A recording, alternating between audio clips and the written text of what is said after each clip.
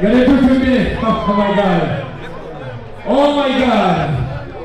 The first lady, when I see the Kanonoka first lady. She's so beautiful. Always beautiful. Ladies and gentlemen, Jagalatwani say, President to a fair, President to a Uganda Mulonde, President to a Jagalatwani, His Excellency, President Charles Sentamu, a people power, our power, people power, our power. NUP! Everywhere! Everywhere! NUP! Everywhere! NUP! Kunga Canada, Kunga! Kunga Canada, Kunga! Kunga USA, Kunga! Kunga Ottawa, Kunga! Ra! Ra! Ra! Today before your face. Today before your face. We will get a photo moment. We will get a photo moment. We'll get a photo moment.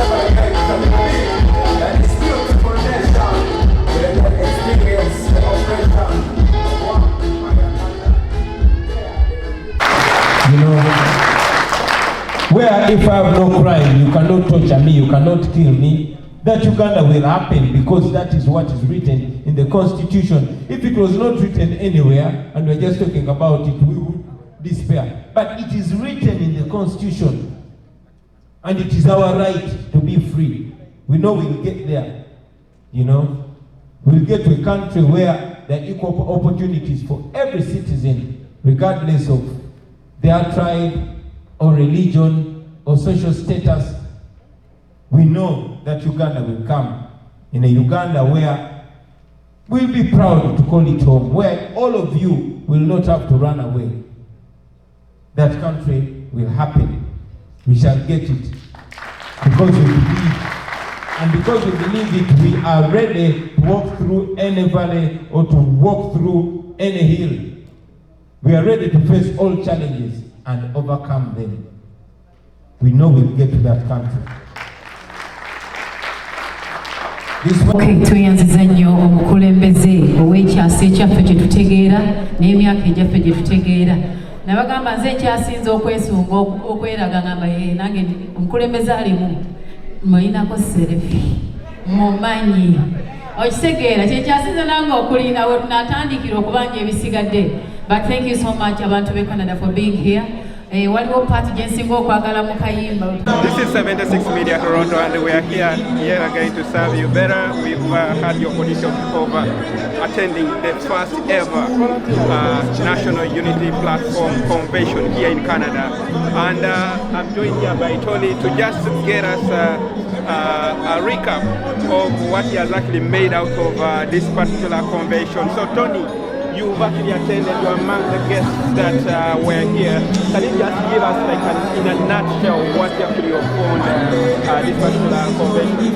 What has it been like? Basically, to my expectations, like I said earlier on, the three things that I talked about, the tribalism card that is being roaming around the country, but also the message of reminding us that we have to put the dictator on pressure. For example, the donors that are giving us international aid, remind them that they are funding a government that is legitimate, they are funding a government that is actually not serving their expectations. And you clearly had that from the Secretary General of the National Platform, for sure. You had that from Joel, the spokesperson, and also the First Lady for the first time I'm amazed. My God, she was speaking truth to power. As a lady, she was giving us history of how this government came. So basically, for me, for this first half, I've been impressed with my expectations have been really met. For me, actually, I would be very, very, truthful and say that the poem has, the poem, and I really want to take this opportunity to salute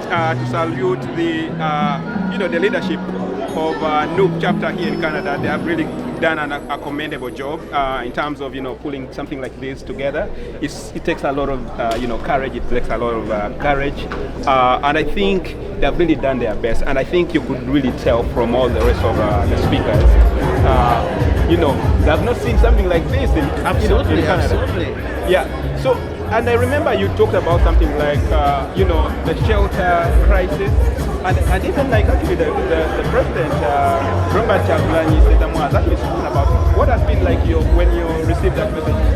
I like the fact that he was able to acknowledge that the Ugandan community being united, but also welcoming their brothers and sisters that are going through hard times as they arrive in Canada. For sure. But also he hinted on the fact that if our country, Uganda, I'm sure we have enough was food. actually well managed, you also had him, he gave an example of how systems are well allow the whereby he ushers gave to an take us example to the saying that serving centers. here, when someone leaves their home, Then when they are poor, Solo when they go in the public, they are like I'm sure we are all going to there's read Actually, something today. there's somehow like the level, the gap between the rich and poor is very minimal until maybe you use another lens to look at it.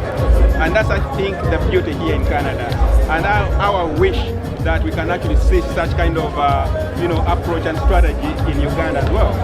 I was actually, I was amazed with the joke he made that if you're rich in Uganda and you go out in the public, you'll become as poor as any other ordinary citizen.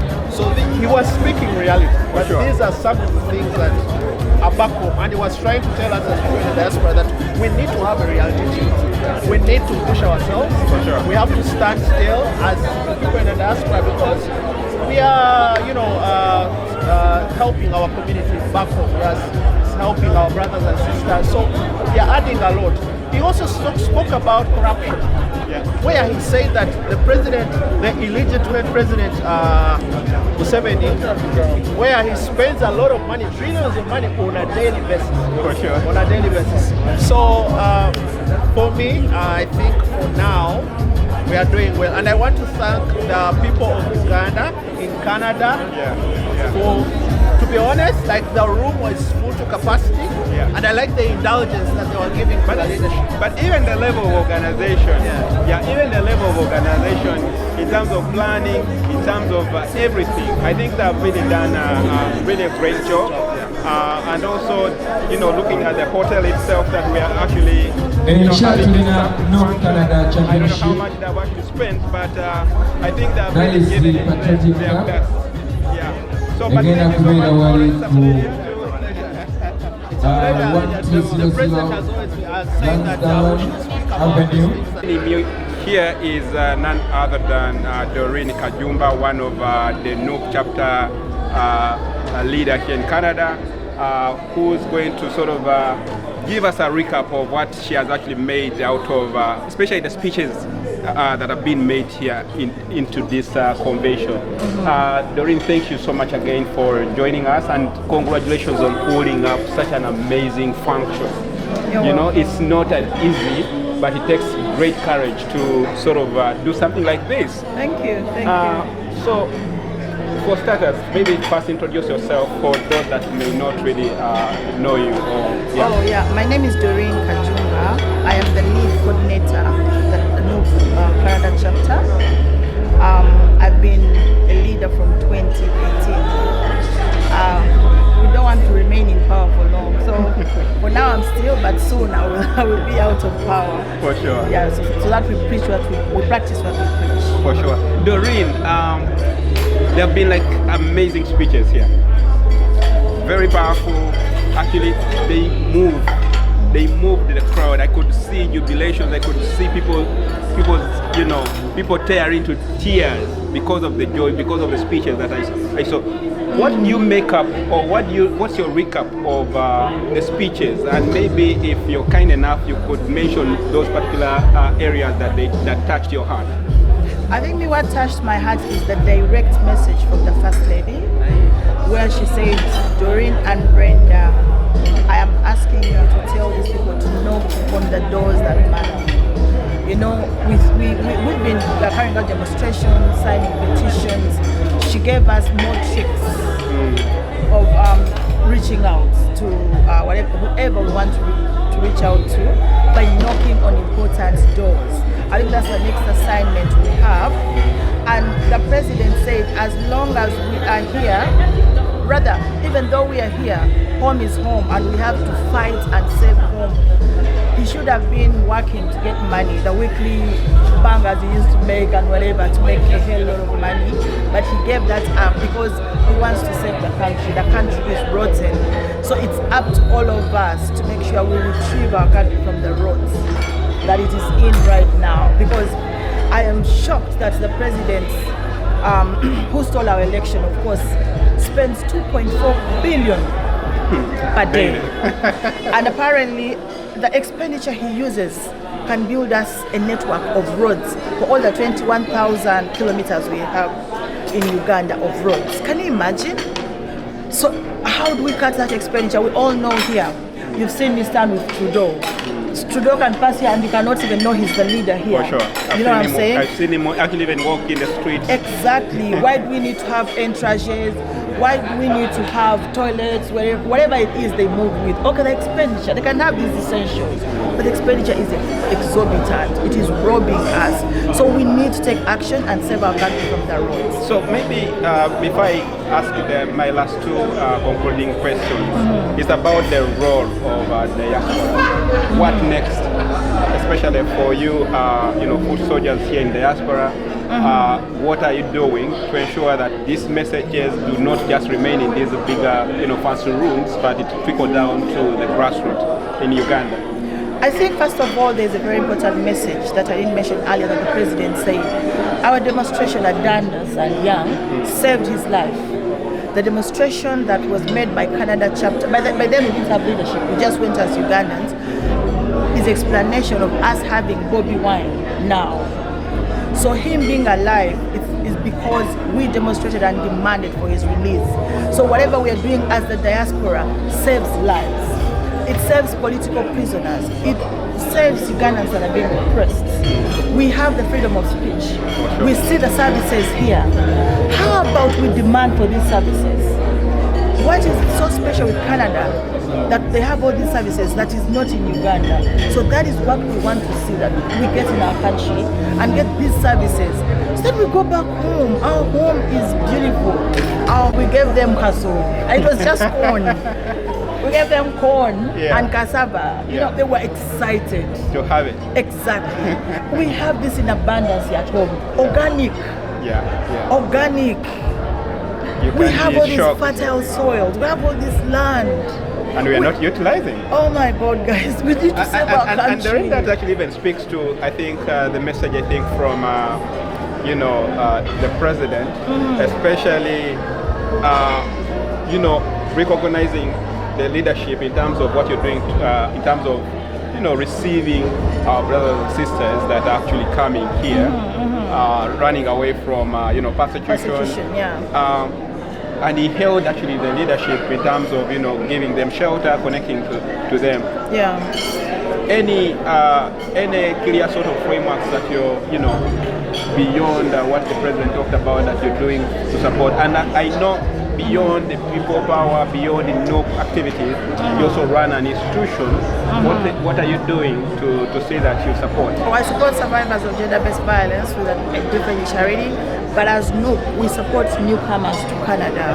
And we don't say we're only supporting political, but we represent the political party that is in Uganda. So we show them resources, we write for them support letters, we shout, because when they come, they're still timid. For sure. They're still timid, and we help empower them that, you know what, guys, this is a safe space. You can shout out anything wrong. You can speak and save your country. So before you know it, rather they're building the momentum, and the more numbers are shouting, writing emails, knocking on doors, the more Museveni and his government will hear that yes, the diaspora is talking and shaking. Wow. Yeah. So that's the fiery Dorine Kajumba, one of the leaders of the National Unity Platform Canadian chapter here. Thank you so much, Dorine, and let's wish you all the very best in most of the activities. We've heard that the president and the entire entourage will be going for quite a number of other activities, including... Maybe what I forgot. Yes, sure. Do you know that Canada chapter is the first to hold a convention and have the president and the first lady attend? Wow. In the history. Wow. In the history, it's never happened. Do you know Canada has carried almost the entire secretariat here? Do you know? The Secretary General, the spokesperson, the mobilization leader. We have the KCCSP. Oh my God, guys, what can I say? Yeah. We've broken a record, too many records. Congratulations. Thank you, Ali. Thank you so much also for extending invite to most of us. You're welcome. The fourth time. You're welcome. Yeah, so that has been Dorine, and I remain Ali Kaviri on behalf of the 76 Media Toronto. Check out.